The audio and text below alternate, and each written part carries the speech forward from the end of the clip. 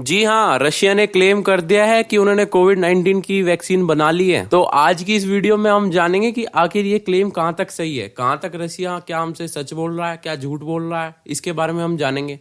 आखिर रशिया को भी तो आप दूसरा चाइना कह सकते हैं। वहाँ अंदर क्या चल रहा है उसके बारे में भी हमें कुछ नहीं पता।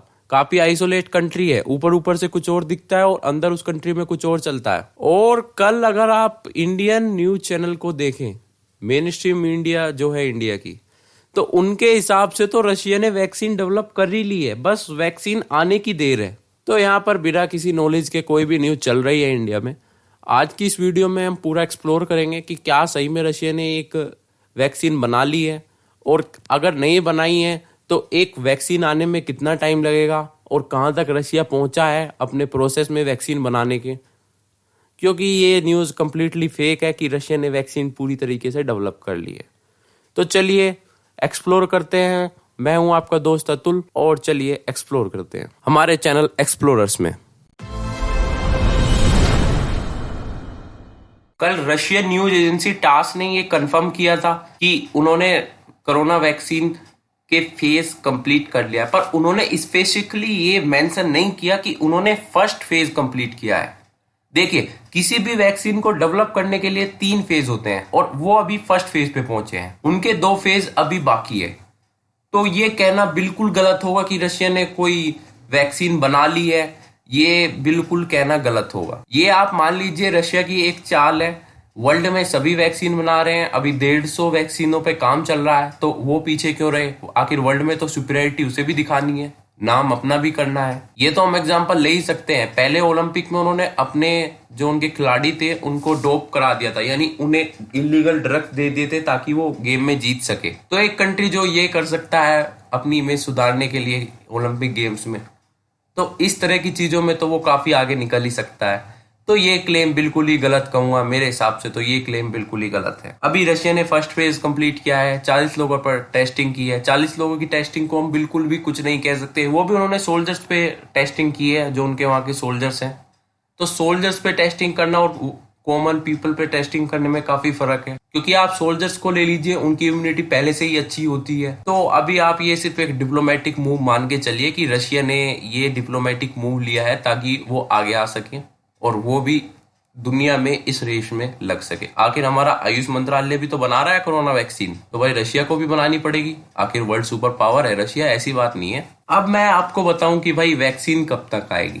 देखिए, जो मेन एक्सपर्ट्स हैं उनका मानना है कि ऐसी डिजीज की वैक्सीन आने में कम से कम 10 साल लगते हैं, कम से कम 10 साल लगते हैं इस तरह की डिजीज की वैक्सीन बनने में। अब आप कहेंगे 10 साल तो बहुत ज्यादा है। देखिए, अब हमने काफी ज्यादा कटौती की है उस प्रोसेस में बनने के, लेकिन फिर भी कम से कम 2 साल तो आप मानकर चलिए कि 2 साल में वैक्सीन आएगी, जब से इनमें रिसर्च होनी शुरू हुई है। क्योंकि वैक्सीन लाना, देखिए वैक्सीन पूरी सेफ आनी चाहिए। अगर पूरी वैक्सीन सेफ नहीं आएगी तो इतनी ज्यादा अफेक्ट कर देगी वो लोगों को कि आप बस समझ जाइए कि लोग अगर हल्की सी भी गलती हुई तो लाखों लोग उससे मर सकते हैं और उल्टा इफेक्ट आ सकता है। तो वैक्सीन को कई बार टेस्ट किया जाता है, हर बॉडी पे टेस्ट किया जाता है। कोई बॉडी किसी तरह से इंटरेक्ट कर सकती है, कोई बॉडी पे साइड इफेक्ट हो सकता है, तो हर बॉडी पे टेस्ट करके जब वैक्सीन को निकाला जाता है ताकि साइड इफेक्ट कोई किसी भी कंट्री पे, किसी भी पर्सन पे दुनिया में हो ही ना उस वैक्सीन का। डेंगू मलेरिया आपको पता है काफी ज्यादा ही खतरनाक बीमारी है, तो डेंगू मलेरिया जैसी वैक्सीन को आने का भी 4 साल लगे थे, इनकी वैक्सीन डेवलप में भी 4 साल लगे थे। तो अब देख लीजिए कोविड-19 तो काफी ज्यादा खतरनाक है, तो इसकी वैक्सीन को बनने में कितना टाइम लगेगा। और इस तरह की न्यूज तो आती रहेगी। पहले एक तरफ से इजराइल की न्यूज आई थी, उससे पहले इंडोनेशिया ने न्यूज निकाली थी, उससे पहले थाईलैंड ने न्यूज निकाली थी। ये इस तरह की न्यूज तो आती रहेगी। आप WHO पे जाइए, वहां से कंफर्म कीजिए, अगर वहां पे कोई चीज कंफर्म होती है तो ही आप मान के चलिए कोई वैक्सीन बनी है, वरना हर कंट्री अपनी सुपीरियरिटी दिखाने के लिए तो ये क्लेम करते ही रहेंगे। और रशिया की अगर मैं आपको बात बताऊं तो उनकी इकोनॉमी वैसे ही बुरी हालत में चल रही है, बहुत बुरा हाल है वहां। ऊपर ऊपर से कुछ और दिखता है, अंदर से कुछ और है। पुतिन अब 2026 तक रहेंगे और शायद मुझे तो लगता है जब तक वो है जिंदा है तब तक वो ही रहेंगे, चाहे वो डायरेक्टली पावर में रहे, इनडायरेक्टली पावर में रहेंगे तो वो ही। और वहां के लोगों को अब गुस्सा भी आने लगा है कि कुछ नए लोग आने चाहिए, कुछ नया ट्राई होना चाहिए, पर ऐसा हो नहीं रहा। रशिया में अब भी पुतिन का राज चल रहा है। जब यूएसएसआर टूटा था तो यूक्रेन वगैरह अलग हो गए थे, लेकिन आज यूक्रेन वगैरह अच्छा कर रहे हैं, अच्छा डेवलपमेंट दिखा रहे हैं वो कुछ हद तक रशिया से। लेकिन रशिया बिल्कुल डूब गया, रशिया की इकोनॉमी फेल हो गई।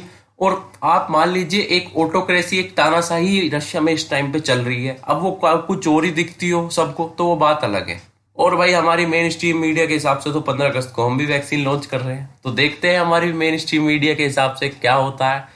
अब मेन स्ट्रीम मीडिया कह रही है कि भाई 15 अगस्त को मोदी जी झंडा फहराएंगे तो साथ में वैक्सीन भी लॉन्च कर देंगे। तो इस तरह की न्यूज पे आप ध्यान मत दीजिए, WHO की साइट पे जाइए और देखिए क्या होता है आगे फ्यूचर में। हम देखते हैं कब तक वैक्सीन आती है।